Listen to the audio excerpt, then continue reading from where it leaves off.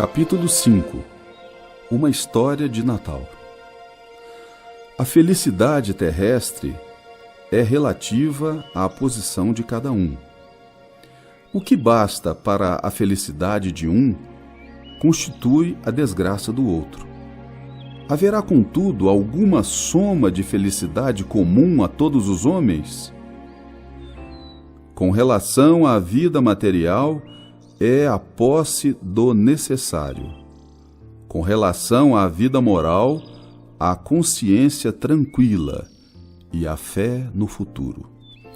Allan Kardec, em O Livro dos Espíritos, pergunta 922. Glória a Deus nas alturas, paz na terra e boa vontade para com os homens. Lucas, capítulo 2, versículo 14. Diante do computador, resolvemos dar uma olhadinha nos textos guardados no arquivo Amigos para Sempre. Confessamos que sentimos um frio na espinha, seguido de um vazio profundo no coração. Afinal, lembramos que não iríamos à União Espírita Mineira naqueles dias, devido à suspensão dos trabalhos em função do recesso de fim de ano, e entendemos o que aquilo significava. Não teríamos as sessões dos diálogos e recordações. Não poder estar com os amigos é algo muito triste para aqueles que buscam no relacionamento um fator de aprendizado através das trocas. Este ano, que se finda, foi riquíssimo para esse pobre repórter, que se arriscou pela senda da pesquisa em reportagens inebriantes através do tempo.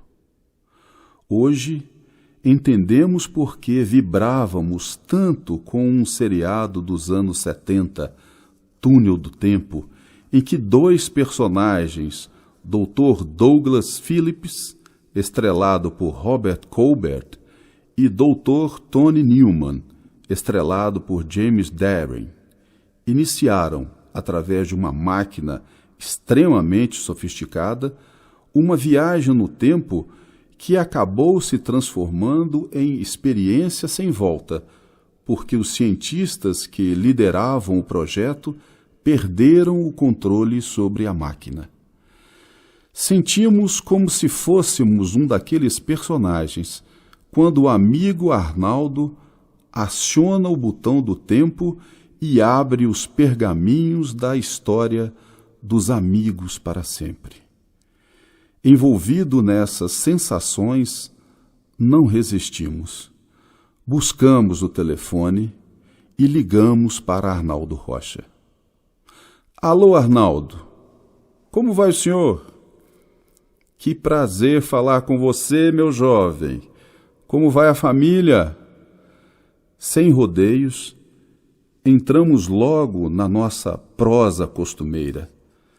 Desculpe ligar, mas, como não iremos à União hoje, aproveitei para me despedir, já que entraremos em férias.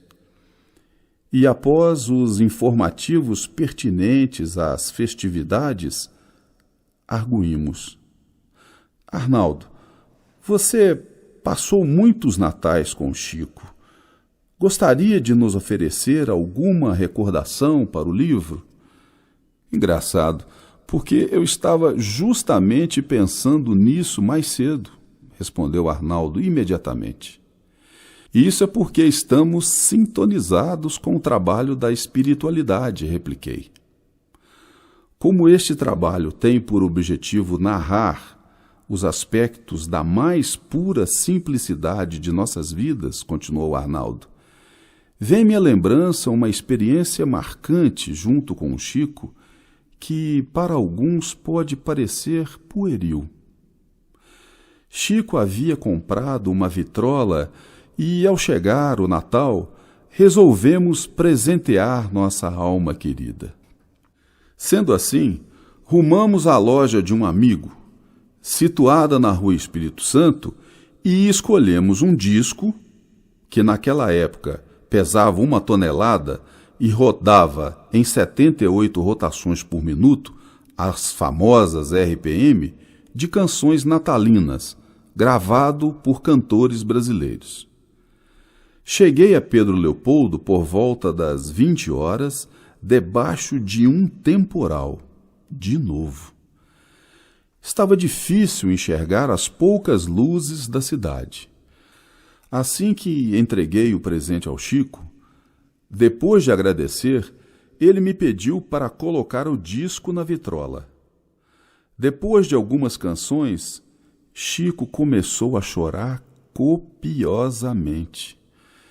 Ele tirou os óculos e ficou por longo tempo chorando, sem expressão direcionada para mim. Como já havia me habituado a esperar, respeitosamente, o que vinha do Chico, fiquei aguardando. Vez por outra, ia até a vitrola e virava o disco. Depois de algum tempo, Chico se voltou para mim e falou: Arnaldo, algumas dessas canções minha mãezinha me ensinou a cantar. Confesso que nunca tinha presenciado o Chico tão nostálgico. De repente, ele se levantou e me deu um longo abraço. Senti uma sensação indescritível de carinho paterno pela alma amiga que bradava por arrimo e consolo. Posso dizer com toda a pujança que a nossa amizade outorgava, que senti o lado humano e frágil de meu amigo Chico. Ele então falou: acabo de receber o presente mais bonito da minha vida. Em seguida, saímos para a casa de André, Lucila e Luísa para fazermos a prece, falar de Jesus, comermos algumas guloseimas e esperar o dia seguinte, no qual faríamos nossa tarefa de distribuição do óbolo da viúva. Assim que desligamos o telefone, logo visualizamos à nossa frente o livro Fonte Viva, ditado por Emmanuel. Como de costume, abrimos-lo ao acaso, e a página a nós descerrada foi exatamente o último capítulo da obra intitulado Natal, do qual transcrevemos um breve trecho. Jesus trazia consigo a mensagem da verdadeira fraternidade e, revelando-a, transitou vitorioso do berço de palha ao madeiro sanguinolento. Irmão, que ouves no Natal os ecos suaves do cântico milagroso dos anjos, recorda que o Mestre veio até nós para que nos amemos uns aos outros. Natal, boa nova, boa vontade. Estendamos a simpatia para com todos e comecemos a viver realmente com Jesus sob os esplendores de um novo dia. Refletindo sobre a vida dos amigos para sempre, que buscaram continuamente, através da própria vivência, legar-nos os ensinamentos do Evangelho, lembramo-nos da singela cidade situada a 35 quilômetros de Belo Horizonte. Pedro Leopoldo simboliza, para muitos de nós, a manjedoura de lições inesquecíveis que podemos colher agora dos dias atuais. Chico se foi para os vivos. Nos próximos natais não teremos mais aquelas singelas comemorações com ele. No entanto, seu espírito amigo nos concita a buscar o ideal que ele tanto amou. É natural, para aqueles que ainda não entendem a essência da mensagem da doutrina espírita, bem como do Evangelho, questionarem acerca de quem será o substituto de Francisco Cândido Xavier. Apesar da comparação ser exagerada, mas com o intuito de refletirmos sobre essa questão, poderíamos então também questionar quem foi o substituto de Jesus até o momento. Não houve substituto para ele. Ser imaculado e único, apesar nesse mundo de provas e expiações, assim como não haverá quem substitua qualquer um que faça de sua vida um testemunho vivo do Evangelho. Chico, com certeza, incluiu-se entre estes. Ele nos mostrou que a fé raciocinada e operante deve ser vivida em espírito e verdade, para todos. Não teremos mais Chico. O convite é que nós sejamos os Chicos. Não é mais tempo de líderes isolados, e sim de equipes de trabalhadores do Cristo. Foi isso que Jesus orientou aos discípulos, que eles fossem de 2 em 2, após a formação do colégio apostolar. Em muitos momentos vividos por Chico, é notório o auxílio que o médium recebeu dos amigos para sempre. No entanto, ele mais doou à comunidade espírita e às pessoas que o procuravam do que recebeu delas o apoio de que necessitava. Algumas vezes, o possível apoio oferecia, em sua essência, bajulatórios ou exaltação desmedida que o incomodavam profundamente. Chico sempre nos alertou sobre esse perigo, segundo nos contou o próprio Arnaldo Rocha. Um episódio ilustrativo de tal alerta ocorreu em uma reunião na presença de Chico e Arnaldo. Nessa reunião, um companheiro havia recebido a incumbência de falar sobre a doutrina espírita, enquanto Chico psicografava. Contudo, ao invés de abordar o tema proposto, o expositor utilizou todo o tempo de sua fala exaltando o trabalho do Chico como se fosse uma missa de corpo presente.